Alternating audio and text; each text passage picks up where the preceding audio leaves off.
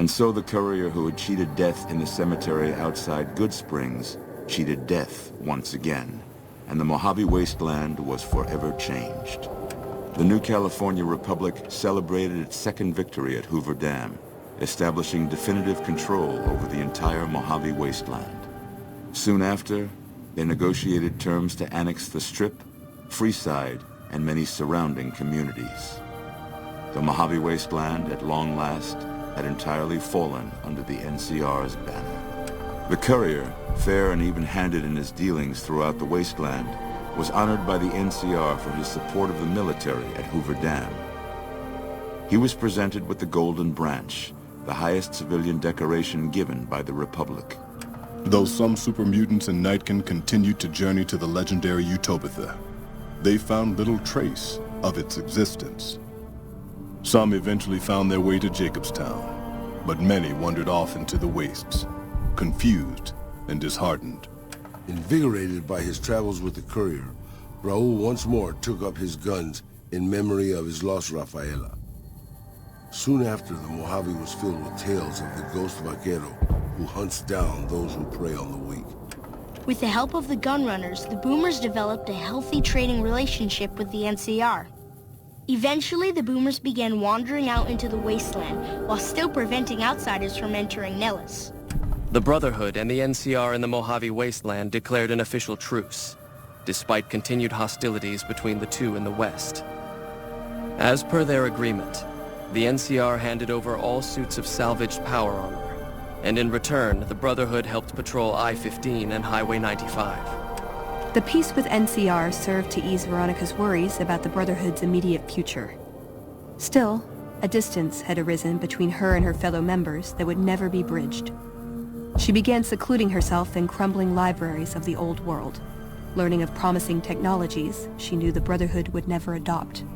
Their leaders destroyed by the courier, the Fiends scattered throughout the wasteland. Without the organization of Motor Runner, Cook, Violet, and Driver Nephi, they were easy prey.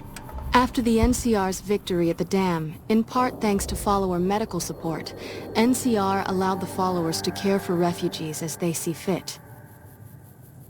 Old Mormon Fort expanded its services and was able to aid more people, becoming a refuge for the less fortunate citizens of New Vegas. Though Arcade had not hoped for an NCR victory, he was proud of his role in the defense of Hoover Dam against the forces of Caesar's Legion. Unfortunately, when word spread that Arcade was once a member of the Enclave, he was forced out of the Followers of the Apocalypse. Pursued by bounty hunters, NCR Rangers, and the Brotherhood of Steel, Arcade pushed deep into the eastern plains and was never heard from again. Goodsprings saw more trade along I-15 after NCR gained control of the Mojave Wasteland, but with that came a heavy burden of the Republic's taxes. Some old-timers, unable to handle the cost, were forced to move on, grumbling all the while. Cass survived to see the NCR flag flying proud over Hoover Dam, and thought for a moment, this is what a hero must feel like. She was about to tell the courier not to get too proud of himself. Then she figured, he knew that already. That night, Cass kicked in the door of his room to celebrate, only to find the man on the bed was an NCR soldier whose barracks had been destroyed.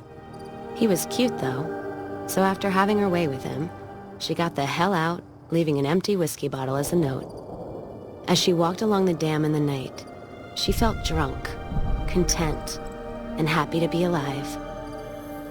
Which to her was the whole point of it all. After the Second Battle of Hoover Dam, the Great Khans returned for a time to Red Rock Canyon. The NCR's pressing need to expand proved greater than its promise of amnesty, and before long the government decided the Khans had to go. The surviving Great Khans were relocated to an isolated, barren reservation, well north of NCR trade routes. Thanks to the courier and Lilly, a cure for the Nightkin's schizophrenia was found shortly after Dr. Henry's experiment concluded.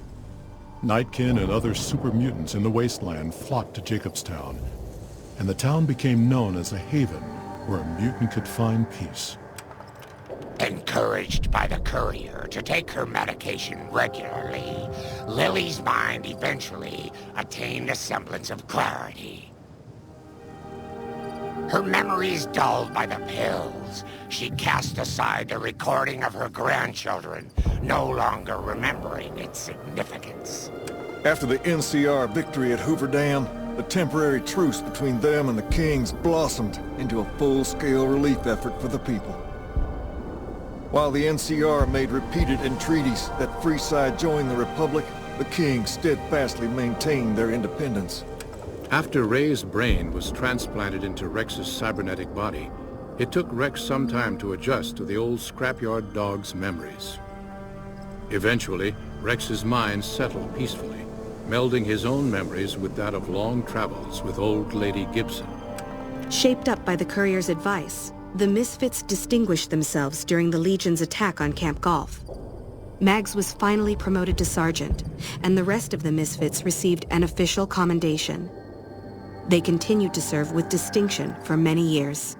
Though Novac was a low-priority target for the Legion, many of Novac's citizens died in its defense.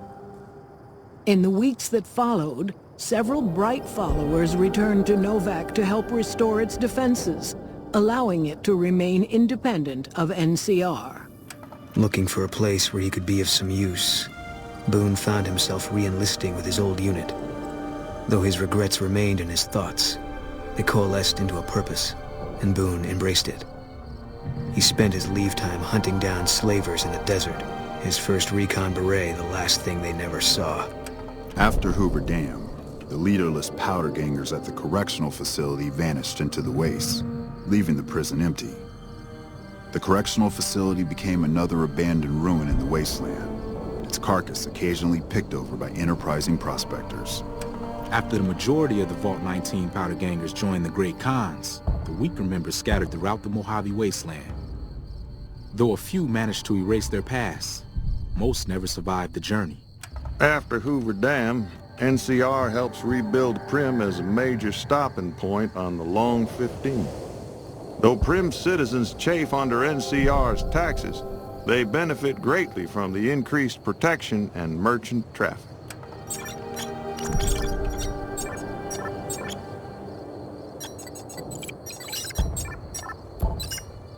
Defying Chief Hanlon's worst fears, NCR's Rangers persevered and distinguished themselves during the Second Battle of Hoover Dam. The Rangers, along with NCR's many troopers, shared the glory of victory. Hanlon wisely stayed out of the spotlight, crediting General Oliver's leadership for NCR's success. After a brief fanfare, Hanlon stepped down as chief and returned to the peace and quiet of his ranch outside of Redding. After their bold arrival at Hoover Dam, the Remnants disappeared as quickly as they came. Legends of their power spread throughout the Southwest, a reminder of why people once feared the sight of vertibirds in the sky. And so the Courier's road came to an end, for now. In the new world of the Mojave Wasteland, fighting continued, blood was spilled, and many lived and died just as they had in the old world. Because war never changes.